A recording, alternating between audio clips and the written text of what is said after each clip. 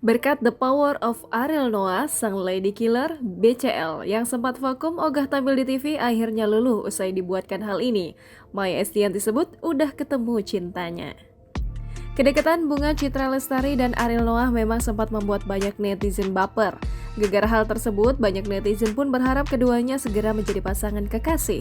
Bukan tanpa alasan, pasalnya hubungan BCL dan Ariel Noah yang sudah terjalin selama 15 tahun lamanya. Terlebih lagi, BCL juga sempat kepergok mengucapkan rasa terima kasih ke Ariel hingga dikomentari Maya Estianty. Sontak, komentar istri Irwan Musri ini menimbulkan kehebohan di media sosial Bunga selama berhari-hari. Ya, bisa dibilang atensi publik terhadap Ariel dan Bunga tak lepas dari hubungan mereka yang sudah terjalin selama belasan tahun. Bayangkan saja, sejak usia 24 tahun, Ariel dan Bunga sudah gencar dijodoh-jodohkan. Imbasnya, Ariel kadang tak bisa mengontrol perasaannya di hadapan BCL. Euforia publik makin menjadi-jadi kala BCL tiba-tiba saja mengucapkan terima kasih pada lagu buatan Ariel Noah. Diketahui pasca kepergian Ashraf Sinclair, BCL sempat menolak tampil di layar kaca hingga berbulan-bulan.